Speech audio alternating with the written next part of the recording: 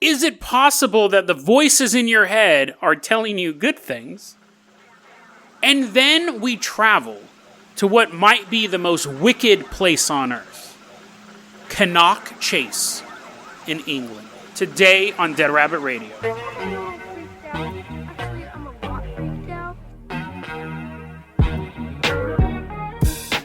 Hey everyone, welcome back to another episode of Dead Rabbit Radio. I'm your host, Jason Carpenter. I'm having a great day. I hope you guys are having a great day too. First off, let's give a shout out to the newest supporter of our show, Brandine. Brandine, thank you so much for supporting the show. You are going to be our captain, our driver, our rowboat operator, whatever vehicle we take today. You're in charge of that. If you can't support the Patreon, that's fine too. Just help get the word out about the show. It really, really helps out a lot. We also got a merch store. We got a Minecraft server. You ready, Brandine? She's nodding. She's nodding super eagerly. She's ready to go. This episode gets dark, and it gets dark fast. But the first story's nice, right? So if you don't want your day ruined, listen to the first story and half of the second story. So Brandine, let's go ahead and start off in the Carpenter Copter. We got a long journey ahead of us. We're headed out to the United Kingdom. We're headed out to Coventry. Helicopters cutting waves over the ocean. Octopuses are rolled up their tentacles. They're shaking it at us because we woke them up from their nap. Do animals nap? I know cats do. And like bears and stuff, but do fish? Anyways, doesn't matter. Maybe I should just research that instead of just asking random questions. Because fish sleep, right? I guess I should just Google that. Brandine's looking at me. She's like, just tell the ghost stories, bro. I should do a biology podcast. I'm sure it would be amazing. We're going to an Aldi supermarket in Coventry. And it's May 19th, 2020. And as the helicopter's landing, we see a young man. He's pushing a shopping cart into the Aldi supermarket, and we're going to walk behind him. We're going to walk very, very close behind him, and we're holding up newspapers so he doesn't know that we're there. Which I think he can still sense us. He just can't recognize us. And he's walking through the shopping market, and he's like figuring stuff out, and he's like, oh yeah, I like to eat that. But I don't like to eat that. I won't buy that. I won't make that mistake again. And then he hears, buy a lottery ticket. What? Is there like, he looks up, was there like overhead speakers in the shopping center? Huh? He knows that he just heard someone go, buy a lottery ticket. He turns around and sees some totally non-suspicious looking people holding newspapers a couple inches from his back. He's like, not those guys. He's thinking, should I buy a lottery ticket? He's bought like scratchers and stuff like that before, but he's never bought a lottery ticket. He's like, nah, that's weird. Must just be a voice in my head. It's not weird, right? Better make an appointment with my GP. Make sure I don't have a tumor. He drives home. He turns on the radio. It's like, now, the newest hit from the Beatles. Buy a lottery ticket. Buy a lottery ticket. He's like, I don't like this song. And now the new rap song from Tupac, who's still alive. He just came alive today. It's called Bury Me with a Bought Lottery Ticket. He's like, what? Tupac's alive? That's awesome. But I don't want to hear that song. Click. Driving past billboards. He's driving past billboards for buy a lottery ticket realtors. And he's like, I'm not. He gets home. He hears the voice in his head at the grocery store. He doesn't buy a lottery ticket. He gets home. He's putting his groceries away. Buy a lottery ticket. It's like, what? And where is that coming from? Now, I didn't know this. I always talk about how great the country of the United States of America is. We're not perfect, but we're on the path, right? But did you know, this upset me. This upset me as an American. Did you know that you can buy lottery tickets online in Britain? And I have to walk to buy my lottery tickets. Had I known that this is how history would have played out, no Revolutionary War for this, man. I would have straight up been a redcoat. I'd be like, dude, Paul Revere's about to start doing stuff, guys. He's over there. And then I'm like, I know my sacrifice will not be in vain. Someday my descendants will be able to buy lottery tickets online. So, because I live in this prison planet, because I live in this dystopian hell future, I have to walk to the gas station to buy lottery tickets. However, in the bright and sunny monarchy that is Britain, our once and future home, you can buy lottery tickets online. So he was like, he heard the voice again. And then he heard me rant, my anti-American rant. He's like, oh, that's weird. Why am I hearing that? Turns around, there's a couple people reading newspapers sitting in his house. He's like, He goes online, he buys a lottery ticket, wins $1 million. $1 million bucks. Isn't that awesome? That's a cool story. I really like. And he's like, it's so funny because they're like, so what are you going to do with it? And he's like, I've always wanted to build a patio. Well, my neighbors used to laugh at me. I said I wanted to build a patio, and they're like, you'll never get that done.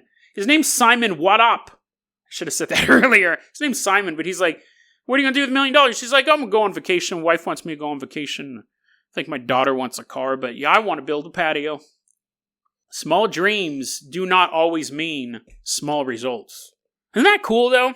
Hopefully, he doesn't get scammed out of it, that he is able to build his patio. Builds like a nice, doesn't have to be super patio, doesn't have to be $1 million patio. But that's awesome. I love that story. The moral of the story is, if the voices in your head tell you to do something, you better do it. No, it's funny because you would think 99% of the time, if you hear a voice in your head, we cover another story with that woman who heard those voices in her head telling her to go to the doctor, and it turned out she had a brain tumor, and then when they were like taking it out, or after they took it out, the voices go, bye. That was a cool one. The Tale of the Talking Tumor. You can look that one up. That was a really cool episode. Usually voices in your head are bad, right? They're not things that you want. But yeah, this one worked out good.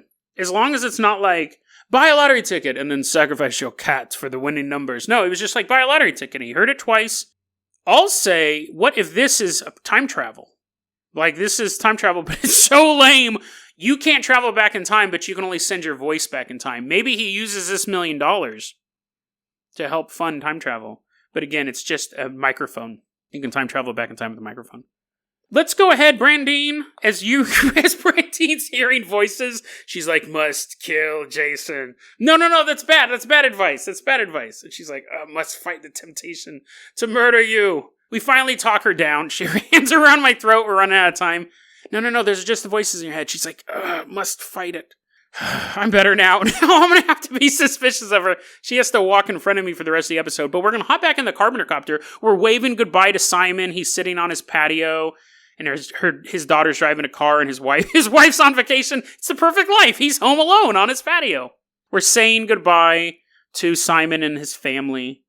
We are headed out to Cannock Chase. That's in Stratfordshire, England. Helicopters flying over this beautiful forested area. You listen to the first story. It was pretty nice. It was very nice, actually. This story, there's a limit where you're going to be like, yeah, I'm out. So we're going to land the helicopter. We're all going to hop out of the copter, and we're going to walk around this forested area. Now, this is a story that moves in degrees. Starts off just mildly annoying and gets dark. Let's look at this place of land called Cannock Chase. I've talked about this theory before on this show, and recently on my episode about did prehistoric creatures help build the pyramids. Places, I believe... People talk about like haunted places. I believe places can be infused with energy. You can go to a babbling brook. You can go to a beautiful cathedral. You could go to a grove of trees and you feel at peace there. I believe the land, if the cathedral was 50 feet to the west, you could go in that cathedral and you're like, yeah, it's all right. But it's the piece of land that adds to the grace, the energy in that area. Because there may be nothing there and you go there and you just feel at peace. The inverse should be true as well then, because we've all experienced that. A lot of us have experienced this. You go to a place that is otherwise mundane, you feel chilled. You feel dark. Something's wrong in that area. You can't really put your finger on it. If a place of goodness exists, the inverse must be true. There must be a place that's bad. And while places like Yosemite or these natural waterfalls and stuff like this will attract people who want to see natural beauty, these dark places will attract the darkness in humans. Cannock Chase, I believe, is one of those places. We're going to start off with a more annoyance than anything. Cannock Chase is known for a lot of things, and one of the annoying things, I mean, again, if you saw this, you wouldn't be like, humanity is lost! You would just be like, okay, let's pack up the picnic, honey, we are going home. Cannock Chase has a lot of what British people called dogging. And that's basically, we're all walking through the woods. And the Carpenter Copter is now too far away for us to get to in case we have to run to it. We're walking through the woods. I have a machete. I'm like chopping down brush. You guys are like, Jason, it's not that thick. I'm like, I'm just being prepared. And I break through this brush. And we see two people having sex. You hear the chair squeaking as I'm making the motion? These two people are having sex. And then there's like two other people watching. Now, I don't know if it's like America's Got Talent and they're just judging them. They're like, the passion's there, but I'm not sure about the technique. Oh, no. They definitely have the technique down, but I think that they're about to, yes, his back gave out. I don't know, or probably masturbating, I guess, would probably be more likely. Simon Cowell's, but it's dogging in Britain is having sex in public with the intent of other people watching. Having sex in public, people do that all the time. It was called normal sex for about 10,000 years, but this is having public sex and you want people to watch. So sometimes you'll invite people, be like, come on down, it's going to be a sex jamboree, and you post it online, a bunch of people show up. I don't know if I think that I would get bored of that, right? Basically, it's like live action porn. I'm not a fan of porn anyways, and I'm just like, what? Why am I? And I think I've said this before too, I cannot watch any sort of porn and eat at the same time, and you're like, why would you even do that? The other day I was sitting here, Sabine was over, and we were talking about Belle Delphine, that I don't even know what, she's an e-celebrity, she plays video games or something like that. She had this launch video where she's like doing a ripoff of a Tekashi 6ix9ine song, and I was eating, and I was like, oh, did you see about this whole Belle Delphine thing? And I pulled the video up, and she's dancing. She's basically in a bikini, covered in body paint. And I'm like eating, and I was like, I can't watch this while I'm eating. Like, I can't watch anything even vaguely erotic while I'm eating. That happens in Cannock Chase, not a huge deal. Again, we wouldn't want to be having a picnic, and you're worried about ants, right? And then you realize you see someone's aunt actually getting railed. You just don't want to see it. And that was a terrible joke. But anyways, just an annoyance. But that's not all. I wouldn't base an episode on my main story of the episode. Wouldn't it be sex in public? This place is also known for Bigfoot sightings, werewolf sightings, black dog sightings, which are these giant black phantom dogs, ABCs, which I believe stands for alien big cats. It's a big thing in Britain and England where they're seeing panthers and jaguars, and it's been going on for years and years. UFOs. Think about this. Well, I just listed those, because that's not even the most interesting stuff about Cannock Chase. Not even close. When Bigfoot's like, oh, me no interesting, me start dogging then, you do story now. And I'm like, no, Bigfoot, you're just kind of mundane. I mean, that's kind of gross what you're doing, but we're still not going to cover it. We might watch it for a little bit. No, we're done. We're over that stuff, right? Pie Green Tower, it's this facility that was built in Cannock Chase. It's a pretty big area of land. It was built there. It was built during the Cold War because the fear was if an EMP attack, basically any nuclear bomb causes an EMP attack. It basically will shut off all the electricity in the area. All your communications are down. They built this hardened communication structure in case of a nuke or just a straight EMP attack. You wouldn't lose all your communications. Or, that's the official story, or travel back to the 1980s. You have these British and American scientists working in this facility. Hey, give me that syringe. There's a woman laying on a slab. She's been put under. They give this giant syringe, and they look at it dramatically, and inside of it is a little tiny baby pig fetus. And they're like, if our calculations are correct, we inject this into the woman, she'll have a pig baby, or a human hybrid. We can just have normal pig babies. We want a hybrid. Why do we want a hybrid? Because we want to experiment on it. Which doesn't really make sense, because you can experiment on humans and you can experiment on pigs. Why would you wouldn't that be the experiment? Can human women give birth to pigs? No, that's not the experiment, dummy. We want to have a pig baby, a human pig baby, so we can experiment on that. So they basically impregnate this woman with a pig baby. And they're monitoring her, and they're like, oh, one day they wake up, they're like, oh, it's been 9 months. It's been 9 months. If our theory works, any minute now, little pig baby's going to jump out. So they're like looking at their watches, and they're looking at the clock, and looking at her watches, and they're looking at her stomach, and they're looking at the clock, and they're like, oh, this didn't work. So what do we do now? It's been 9 months. So the next month, the scientists are sitting around, and they're still thinking, well, that didn't work. Like, all of that grant money that we asked for, we promised them a half human, half pig, and she should have given birth 9 months ago. And then they hear a whack, whack, whack. And they're like, what? Oh, we totally forgot that pregnant woman was still in the facility. So they go there, and she has now given birth to a human baby with the head of a pig.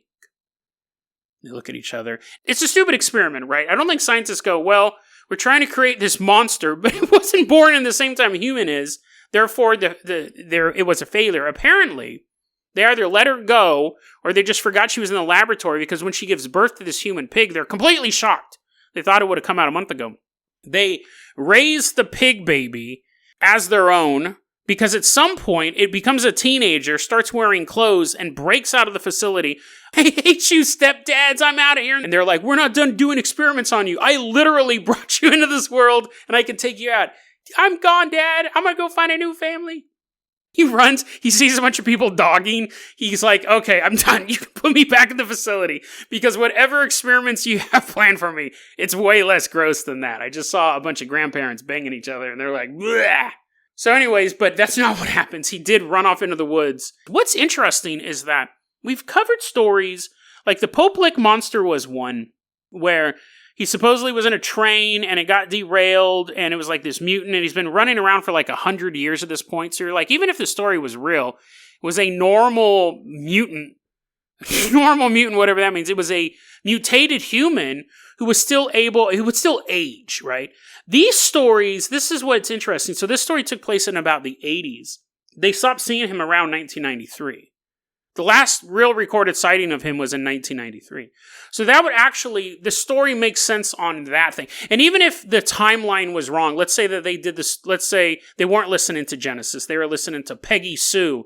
The story takes place in the 50s or the 60s as far as his origin story. That still puts him within a normal lifetime. I saw one site that says, to this day, you can see the pig man. But the other accounts of him were like, no, they tapered off. That makes me think that while I don't think the origin story is true, because even if there was an ugly person running around Cannock Chase who looked like a deformed pig, they're going to have a normal life cycle. Being ugly doesn't make you live longer. If this did happen in the 60s to 1993, that's about, he would be, in his 30s. So that's interesting. The stories basically end. You know what I mean? It takes place in a normal timeline. It's not, this story happened in 1850, and to this day you can still see him, because obviously that's made up. It's a biological organism. So I thought that was an interesting story. So now we're going to wave goodbye to the pig man. He's waving, and then we see he's kind of like beckoning us towards him. We're like, what, should we go talk to him? And then we notice in the bushes there's some doggers, and we're like, no, we're cool. Pigman's like, no, I just want to give you a hug, bro. Coronavirus, when's the last time you got a hug? And I'm like, it has been a while, but I'm afraid this is a trap. I'm afraid there's a bunch of doggers around you. He's like, what? No. He's like pushing them back with his foot. No. I was just adjusting that bush. Shh. I was just shushing that bush.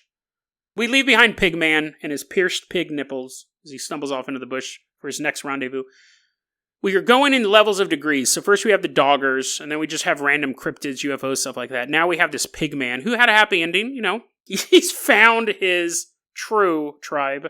Black-eyed children is a very common story. It's actually so surface level as far as paranormal stories go. I've just kind of mentioned it. I've never covered it. But we're going to meet them in Cannock Chase. So the sun's starting to set on the area. We're walking through the forest. And we hear a la-dee-da, la-dee-da, la-dee-da. And do you hear that? Brandine's like, mm-hmm. La-dee-da-dee-da-dee-da. Brandine's like, sounds like a 43-year-old man trying to sound like a creepy kid. It does. I know, it's amazing. It's amazing. We find out the source of the sound. We see behind a tree there's a little girl standing there in a white dress. La-dee-da, la-dee-da, la-dee-da. Brandine's like, stop it. You've already set the mood.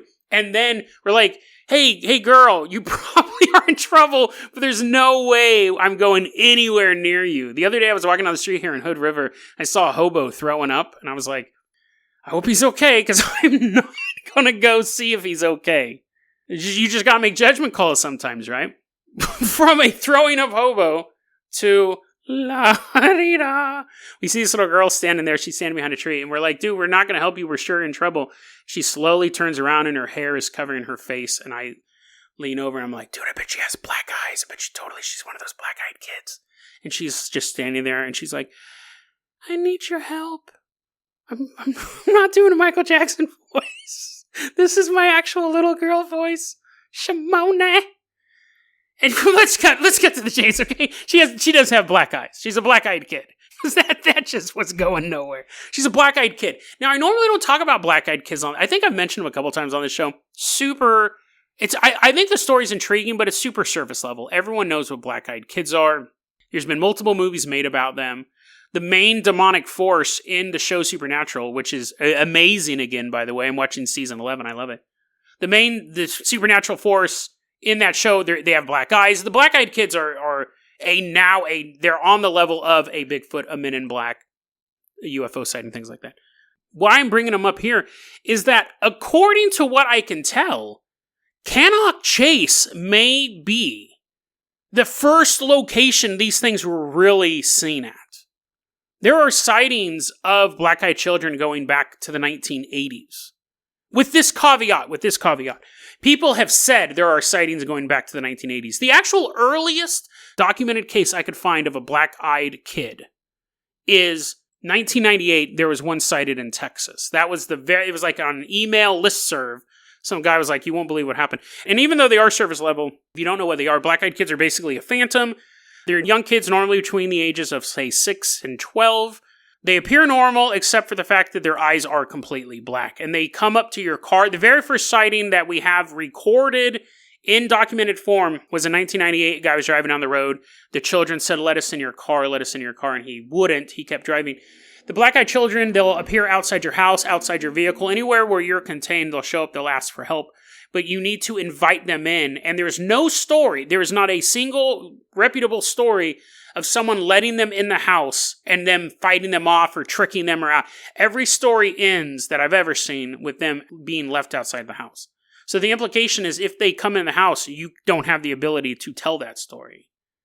That's what's interesting about the mythology. I have not seen one reputable story, assuming any of it's reputable, but demons and ghosts and all that stuff, I believe in that stuff. I've not seen one reputable story from a source that says, I let them in the house, and then I turned around and I showed them a copy of the Bible, and they burst into flames. Like, the story's always end with them not coming in the house. So the implication is they're going to get you if you let them in.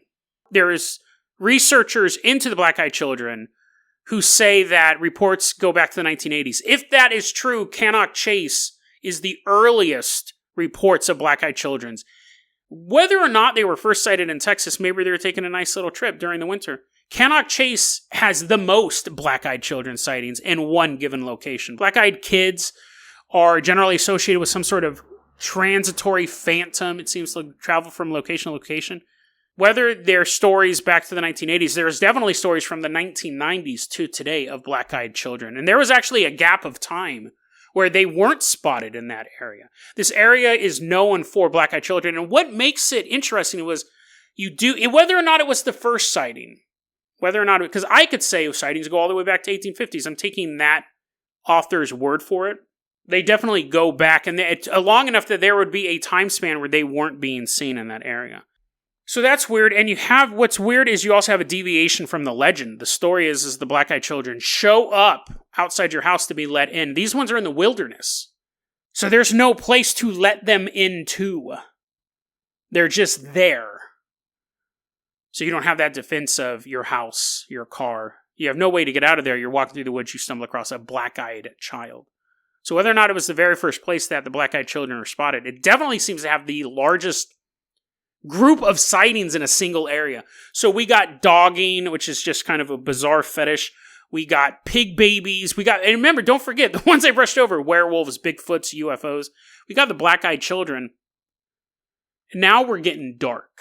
In Britain, they had Operation Hydrant. And that was where the police basically laid out cases against 1,400 people for charges of sex abuse, pedophilia, child porn, thing. Like I said, this gets dark. That's how Jimmy Savile got wrapped up. He was the big children's show presenter, Top of the Pops, all that stuff. He got wrapped up in Operation Hydrant. And while Operation Hydrant was going on, in Britain you have the anonymity clause, where basically you can make it so your name's not available, the press won't go out to try to find your name. One woman said, nope, you can print my name. I'll totally go on the record for this. I'm going to work with the police. Her name is Esther Baker. She said in the 80s and the 90s, from about age 6 to 11, there was a high-profile politician who was abusing her, along with other connected people were abusing her. She said not only were they abusing me, but the police would watch. They would bring out police guards, and they would secure the area, and they would take me out to Cannock Chase and abuse me. Now, there's been stories like this labeled against Dick Cheney. You'll see people come forward and say this stuff about powerful people all the time. This story here, she said this, the police had 33 hours of interviews with her, along with 18 other hours of evidence tracing. The police said, we are not going to name which politician she's talking about and which judges she's talking about, but we will confirm that they are people that were targeted in Operation Hydrant. So we will confirm that. We're still looking into that. As of this day, no additional charges have been filed because of her testimony, but the police, that could mean one of two things. The police could say statute of limitations is passed. It could mean that we don't really believe her story, or it could mean this dude already got so many charges against him. He's wrapped up. He's going to jail, things like that. It can do all sorts of things. But she goes, I'm going on the record. I'm saying this. She says at one point she escaped and she's running through the woods of Cannock Chase. And a police officer runs after her, grabs her, and is leading her back. And she's pleading with the police officer, let me go. And the cop's just like, can't. Got to do this. Takes this girl. The officer who's supposed to protect her. She said too, when one of her abusers was a judge, she goes, I was always taught that the law system was basically granted by God. These are the people who are supposed to watch over and keep order in our society. And I had this judge and I had this high-level politician. She named these people. And the police go, these people are being investigated. Currently, they've been wrapped up with Operation Hydrant. But they wouldn't say it, and the newspapers weren't saying, but she's totally on the record. As that I could see, there were no actual charges filed, but she was specifying Cannock Chase as this area. It's an evil piece of land that is just drawing evil people towards it. And whether it's evil people in the form... Forget the doggers. They're not evil. Again, that's just kind of a goofy fetish I wanted to start the episode off with. You have like almost like a vortex of darkness in this area, and it's keeping supernatural forces in it. And it's out of all the places you could go, why would these people choose Cannock Chase to go to? There's actually a real reason for that, and we're going to wrap it up with probably the darkest story to come out of Cannock Chase. And people who know the area were probably not waiting, you're not like, oh, yay! But probably knew this one was coming. December 1st, 1964. 9-year-old Julia Taylor is kidnapped, assaulted, strangled, and left for dead. And as someone riding their bicycle through Cannock Chase comes across her. She would have died due to exposure. She couldn't move. She was so weak, but she's saved. September 8th, 1965. Margaret Reynolds, 6 years old, goes missing. December 30th, 1965. Diana Tift, 5 years old, goes missing. January 12th, 1966. Both of their bodies are found in a ditch in Cannock Chase. August 19th, 1966. Christine Darby, 7 years old, goes missing. Found 3 days later in Cannock Chase, dead. Obviously massive police presence trying to figure out what's going on. They're searching. At this point, these are known as the Cannock Chase murders, or the A24 murders. Having these very, very, very painfully young girls being kidnapped, assaulted, and killed. 150 detectives hit up 39,000 homes, interview over 80,000 people. They have an ID on a car. They check 25,000 vehicles, still nothing. November 4th, 1968. The girl's walking through her neighborhood. A car pulls up, tries to pull the girl into the car. She breaks free. A neighbor sees what's going on, calls up the police, gives the license plate number. The license plate number ended up being wrong. The neighbor mixed up the last 2 digits, but the police go, this is something, and they started just going through the numbers, trying to figure out who it could belong to. They find Raymond Morris. He'd actually been interviewed after the first 2 attacks, and his wife said, oh, no, we were out to lunch that day. He couldn't have done that. But that was a lie. Raymond Morris's own brother, when those first 2 girls had gone missing before the bodies had been found, Raymond Morris's own brother went into the police department and said, I think my brother did it. I think if anyone I know could pull off something so disgusting to take little girls. Because, again, they hadn't been found. They're always hoping for the best that they're going to be found. But I think my brother... Imagine that. Imagine having someone so sick in your life that you're reading the newspaper and you're like, I know who did that. Mixed with the torment of having to turn in your own family member, Raymond Morris's brother was like, I gotta do this. He goes to the police and said, my brother, Raymond Morris, if anyone could do this is him. The police took his report and then misfiled it. So he was allowed to go on and take the life of another girl. And this is one of those killers that it's been tied to 3 murders, but you just never know. After his trial, his jury deliberation was 2 hours. He was guilty of sin. Died in prison. You could say that his murders created the evil in those woods, or that he committed the murders in those woods because the evil drew him there in the first place. But I think those woods hide something. Whether it's a malignant force that was created from the blood of innocent people, or something that is so dark and so deep and pervasive, it existed there before mankind did, just waiting for evil to be acted upon it. Now, serial killers and abusers are far scarier than a black-eyed child or a pig man.